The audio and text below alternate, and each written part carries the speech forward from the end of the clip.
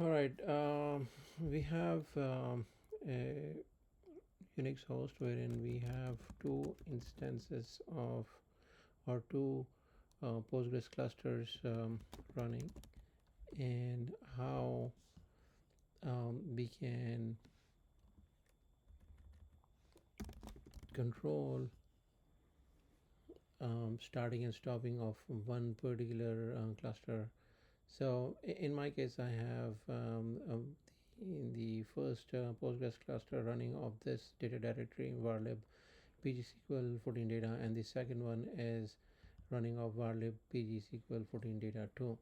I'm going to use the pgctl and specify the, and then if you want to get first the status of the cluster, and then you can specify the directory where the Postgres clusters database files are, or what data directory is.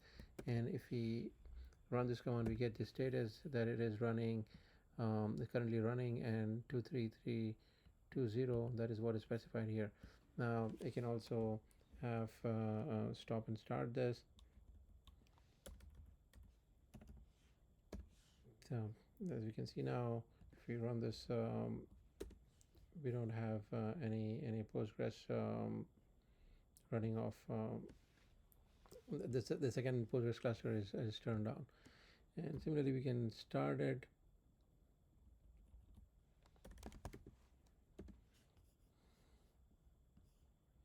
So as you can see, the server has started, and if you clear this and run the grep for the process, we can see that this process has started, right? And that is what is a quick test of how we can start and stop one particular Postgres cluster and keeping the other one running.